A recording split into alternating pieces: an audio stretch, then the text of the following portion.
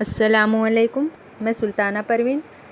آج میں ایم اے سیمیسٹر 2 کی کلاس لینے جا رہی ہوں، جس میں میرا ٹاپک ہے ڈرامہ۔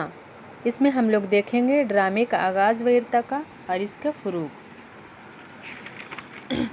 ڈرامہ ادب کی ایک صنف ہے اور ایک معاملے میں یہ ادب سے بالکل الگ بھی ہے۔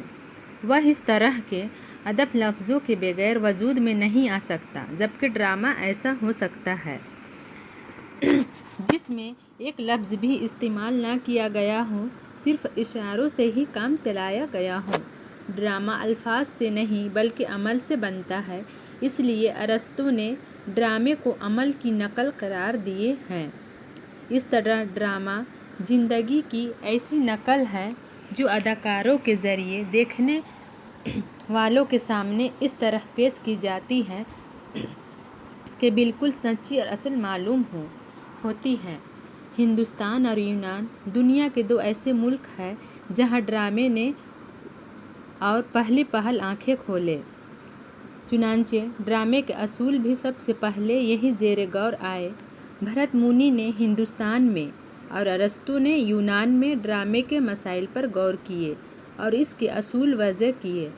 بھرت منی نے لباس، آواز، جسمانی اعضاء کی حرکت، رقص اور موسیقی کو ڈرامے کی لازمی اجزاء بتائے ہیں اور کہتے ہیں کہ ڈرامے سے ناظرین کے دلوں میں ایک خاص کیفیت پیدا ہوتی ہے اور اس کیفیت کو وہ رس کا نام دیتے ہیں، اور رس کی وہ 8 قسمیں گنائے ہیں۔ یہاں پر آپ لوگ دھیان دیجئے گا، رس کے کتنے قسمیں ہیں؟ 8 قسمیں۔ یہ نیٹ کا کوشچن ہے، ٹھیک ہے۔ محبت، نفرت، بہادری، غصہ، خوف، حیرت، غم اور ظرافت۔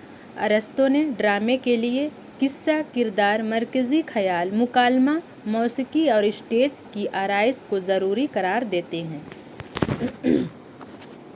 اردو کے اولین ڈرامے لکھنؤ میں لکھے اور اسٹیج پر پیش کیے گئے۔ لکھنؤ کی رنگریلیاں اہل لکھنؤ کی عیش پسندی اور واجد علی شاہ کی جدت پسند طبیعت ڈراموں کے وجود میں آنے کا سبب بنی۔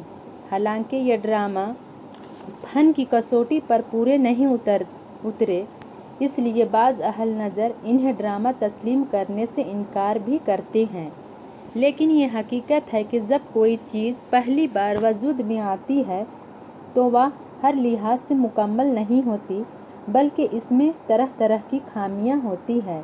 یہی حال ان ڈراموں کا بھی تھا، اور انہوں نے رادھا اور کرشن کے قصے کی بنیاد پر 2 مختصر ڈرامے لکھ ڈالے جنہیں رادھا اور کنہیا کا قصہ نام دیا گیا۔ اس کے علاوہ انہوں نے کئی مثنویوں کو بھی ڈرامے کی شکل دی اور ہر مثنوی کو کئی مناظر میں تقسیم کیا۔ ان مناظر کو انہوں نے اپنے ذریعے بنوائے گئے رئیس خانے میں ہر رات ایک ایک کر کے پیش کروایا، جسے کافی پسند کیا گیا۔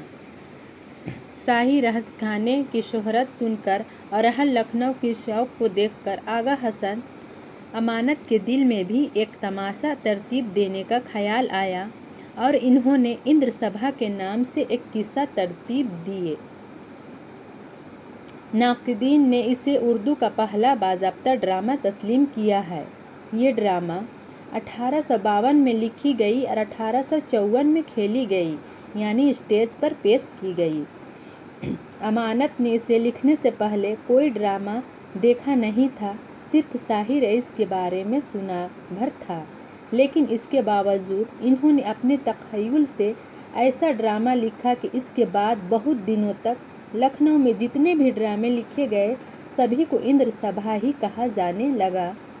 ڈاکٹر مسیح الزماں لکھتے ہیں، اندر سبھا جب لکھنؤ میں کھیلی گئی تو لوگوں نے اس نئی چیز کو بہت پسند کیا، ہر طرف اس کا چرچا ہونے لگا۔ اس نے ہماری ڈرامائی ادب کو اسٹیج کا راستہ دکھایا اور اس وقت کے شاہی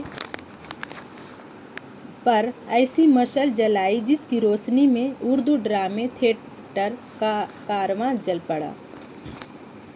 ایک طرف تو امانت کے ڈرامے اندر سبھا نے اور دوسری طرف مغربی اثرات نے ڈرامے کو مقبولیت عطا کی۔ ممبئی اور گوا جیسے شہروں میں مغربی باشندوں بھی बड़ी तादाद में मौजूद थे, वह ड्रामे के अंग्रेजी रवायत से वाकिफ थे।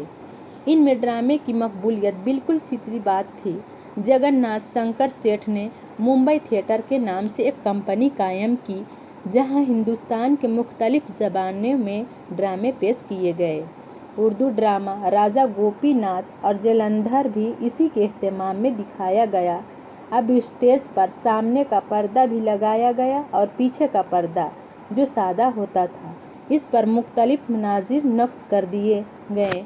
मुंबई में पारसियों ने अपनी सिंडलियाँ बनाई और कदीम ईरानी किस्सों को फारसी ज़बान में पेश किया गया। कुछ अरसे बाद ड्रामे की दुनिया में इनकलाब आ गया। अब ऐसी मशीनें ईजाद हो गईं जिनकी मदद से हस्ब ज़रूरत ड्रामे के मनाजिर बदलने जाने लगे और तरह तरह जादुई तमाशाई दिखाए जाते थे। मसलन देव उड़ते हुए आते और परी को उड़ा ले जाते। ये सब कुछ अल्फ्रेड थिएट्रिकल कंपनी और विक्टोरिया थिएट्रिकल कंपनी की कोशिशों से हुआ था। ड्रामे की मकबूलियत इतनी बढ़ी कि ड्रामे की कंपनियां अपने साजो सामान के साथ मुल्क के मुख्तलिफ इलाकों में जाकर ड्रामे स्टेज करने लगे। इनकी देखा देखी और बहुत सी कंपनियां कायम हो गई। ये ड्रामों के लिए उरूस का ज़माना था। इस दौर में जिन मुसव्विरों ने ड्रामा निगारी के तरफ तवज्जो की, इनमें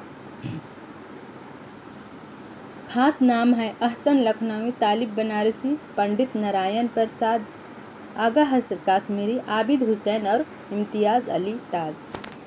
तो आज हम लोग इस टॉपिक को यहीं पर छोड़ते हैं। इंशाअल्लाह मैं अगले क्लास पे यही टॉपिक लेकर आऊँगी।